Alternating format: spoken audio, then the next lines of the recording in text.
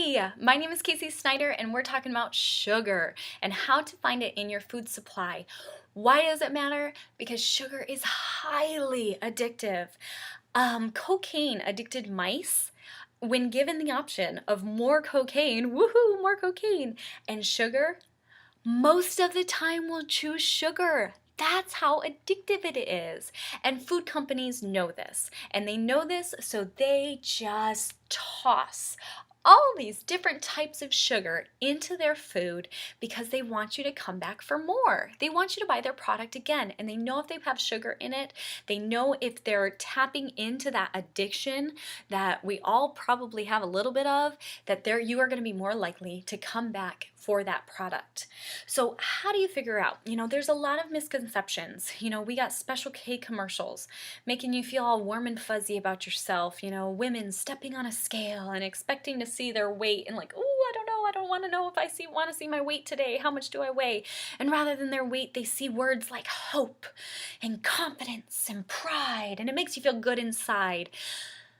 Bottom line, their food is garbage. Their food is ridden with sugar, and artificial sugar at that. So there are a lot of artificial sweeteners.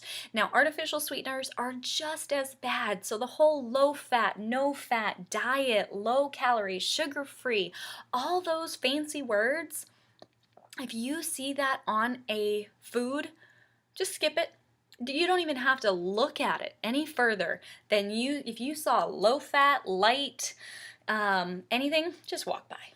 Because it has so much artificial sugar in it that it is so much worse for your body than anything that is the real fat, real sugar, real version, all right? So say no to diet food.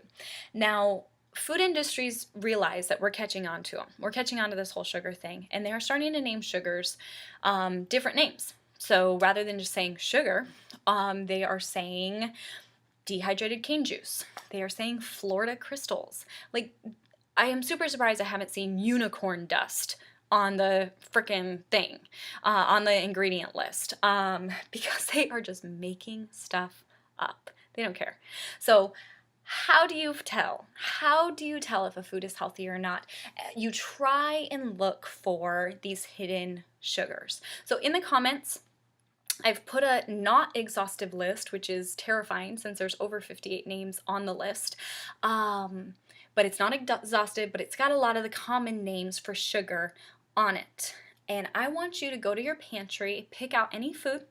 If you have a cereal, if you have anything that's health, diet, lean cuisine, healthy choice, Special K, Nutri-Grain, Fiber One, all that good stuff. If you have any of those products, grab them out. I want you to go for that. And skip over the front label, because the front label is advertising. A nutritionist did not create this. A advertising agent, marketer, whatever they're called, created this. What I want you to do is flip it over to the other side. I want you to actually skip over the nutrition facts, because the calories, the fat, the cholesterol, the protein, the sugar grams, all of that can now be adjusted very easily. Very, very easily, just based off of the types of ingredients that a food company uses to create their thing. So they can say like, hey, I've got this peanut butter, but we want it to be a diet peanut butter, so we're going to say that it's low fat, so we're just going to dial down the fat. We're going to take out the fat, because they can do that. It's like magic. And they're like Merlin. They can take out the fat, and then to make it still taste good, they'll just put in some like chemicals that like taste sweet.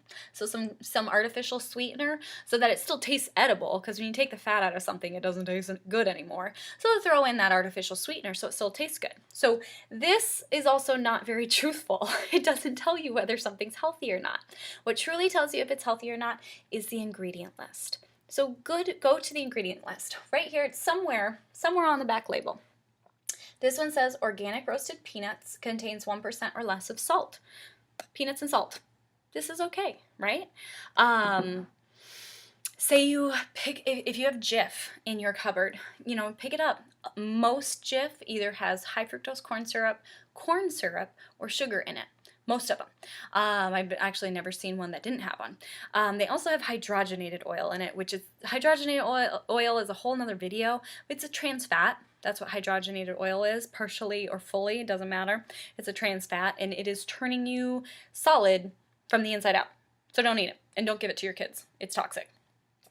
So that's what I want you to do. That's your assignment today. Go to your pantry, look at all the names of sugar that I posted below, and then try to find some and highlight all the ones that you find.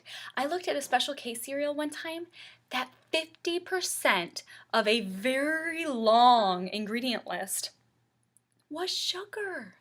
Different types of sugar. Of course you have been riddled with cravings. Like, of course you're struggling to lose weight.